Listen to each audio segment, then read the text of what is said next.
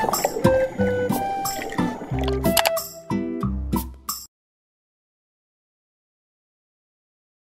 morning, guys! So, it's a Monday na naman. Diyos ko, sana punta ang weekend. Ang bilis-bilis. Sa pagigising lang namin dahil may isang batang makulit. Are you kulit? Yes. Say hi, guys! Hi! Uy, don't eat the angel. That's dirty. So, ayun, guys. Nagka-quiet time lang kami ngayon and listening to praise and worship. To start our day. And later, marami pa kaming agenda for today again. Parang hindi na kami naubusan ng agenda ni Zing. Pero it's okay. Busy is a blessing, guys. 2 and 3. Again. How many angels? Ay, wag. Ito yung alarm namin tuwing umaga. Madaldal at makulit na bata. Good morning. Sabi mo. Say good morning. Hi! Say hi here. Ray, say hi. Guys, kamukha ni din yung bata, di ba? Hindi ko po siya anak, ha? FYI. Say hi, anak. Say hi. What's your name? Hi! How old are you? 2. Ano daw yung mga devotional app na ginagamit natin kapag nagka-quiet time tayo? Magkaiba tayo eh. Pero ikaw, ano yung mga ginagamit mo? Devotion, yung may fish. Yeah. Tapos? Our daily bread. Yung our daily bread maganda kasi. Oo, maganda yan. Meron scripture na kasama. May scripture, tas may read ka na Bible. Oo. Tapos? Pagkatapos nun, may reflection.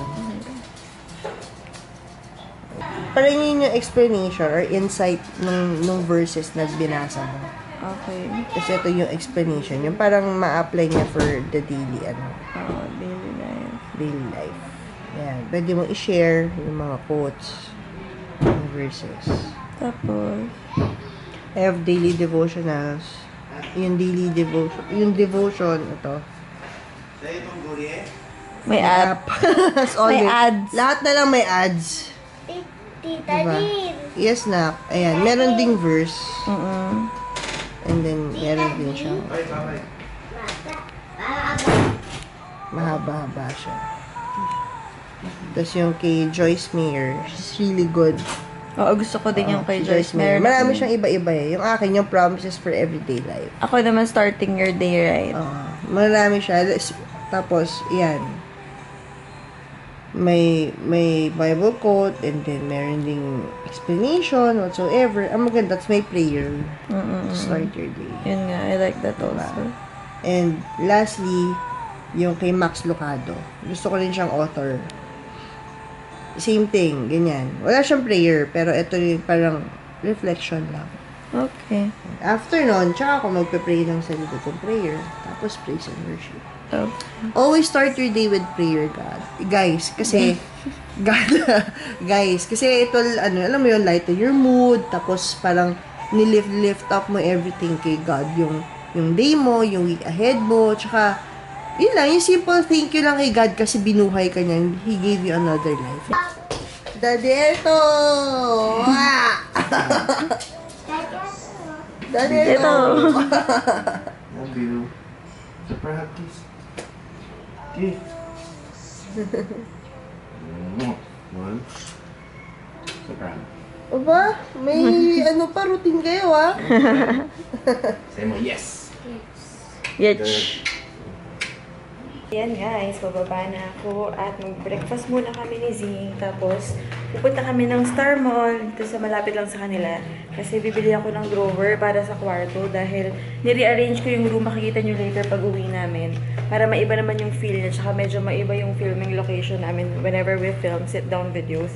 Tapos, after that, papasok namin sa yung car. And I'm going to Skin Station sa Circuit Makati afterwards. Puno na naman ang ating araw. And Zing, naghahanda na aming breakfast before we leave. Bakit ikaw, kahit hindi naligo, mukhang bagong ligo? Baby. Ha? Ba't mukha kang bagong ligo? Ako hindi. Mukha naman. Unfair, di ba? Tingnan nyo siya, guys. Mukha siyang naligo. Kahit hindi naman siya nag-toothbrush, hindi nagilamos. Huwag kami nga, huwag mong bukuin. Compared niyo sa itsura ko, guys. Nagilamos ako, nag-toothbrush ako, Nag-lip tint ako, pero mukha pa rin akong hindi naligo. Iba talaga ang pagiging unfair ng ka-fresha ni Dean. Ay, ground beef!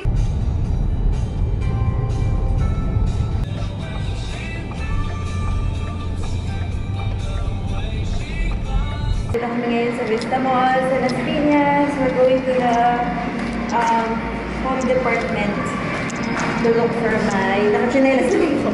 To look for my drawer.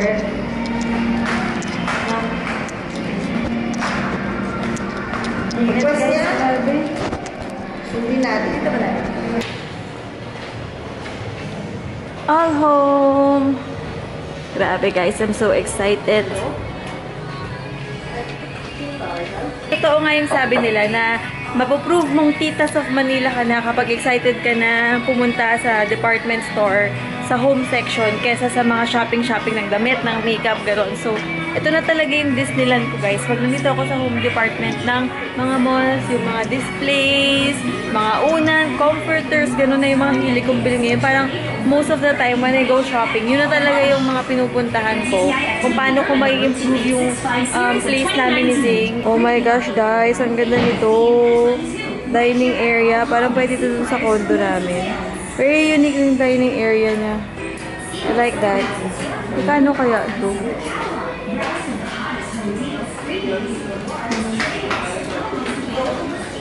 Para saan yan? Sabihin mo, camping ka. Camping. Buy one, take one. Oh my God.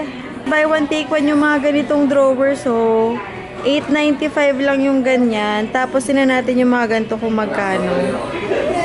Next, ayun may color white doon. Ano kaya yun? Ito lang pala yung buy one, take one guys. Yung mga ganito kabababa na mga drawers. Magkano po per piece to, kuya? Bali ano siya, magdalawa no? 1,395 dalawa na. Wow, mura pa rin yun. So, ayan guys. So, ganyan yung nilagyan namin ni Zingy yung bookcase namin sa kwarto. Very nice. Yung mas mababa po, magkano kuya? Ay, 3 layer lang. 3 layer. Magkano? Bali 925. 995 dalawa na. Nice. Thank you po. Tignan natin kung nasan si Dean. Tumitingin na naman ang comforter. Ito talaga yung hilig namin ngayon. Sarap kaya matulog kapag maganda yung comforter. Tsaka yung sheets, pag malambot, ganyan. Ito, cute na ito.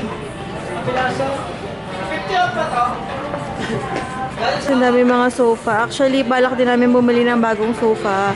Pero, siguro after wedding na yun. Kasi meron pa naman kaming sofang nauupuan ngayon. Kasi yung wedding, pinag-iipunan pa namin siya. So, tingin-tingin na lang muna kami. Ito guys, yung gusto namin iregalo kay Daddy for Father's Day, yung lounge chair. Dahil mahilig siyang manood ng TV, tapos nakakatulog siya. Kawawa naman, medyo hindi, parang meta lang yung inuupuan niya. So, ito yung balak namin ni Dean. So, 17,495 siya. Tapos pwedeng 12 months. Zero interest, o diba? Sobrang affordable na yan. Ito, ang ganda nito, mirror table. 5,000 nga lang. So, huwag muna yan ngayon kasi, you know, tipid-tipid mode kami ngayon. In fairness dito sa All Home, guys, ang laki nung ano nila, nung home section nila. As in, ngayon lang ako nakita na parang medyo ganito kalaki na area sa department store na puro mga gamit pambahay. 3 floors, meron pa sa taas. So, ayan po siya. Tumitingin ng lutuan. Kasi ayaw niya na nangangamoy isda yung lutuan. Kasi ayaw niya yung amoy tsaka lasa ng isda. So, bibili siya ng separate niyang lutuan para sa mga pork niya, chicken, diba? Order niya guys. Lagyan mo yan ng pangalan mo para alam na sa'yo lang yan. Pero pag Tignan nyo guys, kung gaano kalaki. Meron pa pala sila dito sa baba. Ayan ang dami, sobra. Ito nyo, ang daming mga cabinet. Tapos mayroon pang mga sofa doon. Sa area na yun, ganda ng mga love seat doon. Actually, bala ko bumili ng isang ganyan para sa filming area. Pero, yan, next time na lang. Titingin-tingin na lang muna tayo. Diba? Ang laki. Punta na ako doon sa mga plastic drawers, guys, na area. Na natin. Actually guys, ito yung inaay ko na bilhin na mga drawers. Pero wala pala siya nung malaki. Puro maliliit lang siya. Hindi siya pwede rin sa may gilid ng ano ko, workspace. Ito oh, ganito lang siya kaliliit.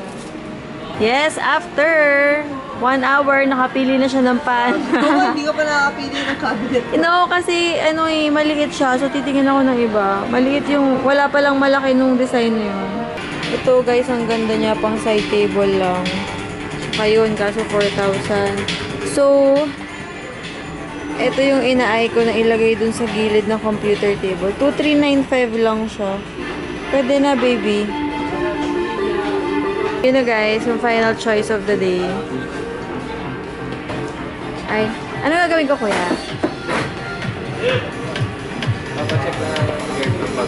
Okay. Nagbabayad na si Mayor ng aming mga binili for today na para sa bahay. Is that you? Joke lang. Love you. Try mo tong seat na to, dali. It's so soft. Promise. Yung bagsak bagsak na po yung from, tired from, wait lang. Tired from work, bagsak. Diba? Sarap. Try mo, lie down. Kakaya! Lie down. Ayaw nga! Sabay tayo ka. So good. That's how you test a good sofa.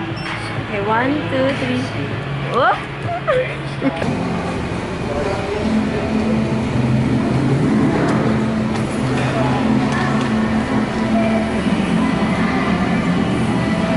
Thank you, kuya. Maraming salamat po.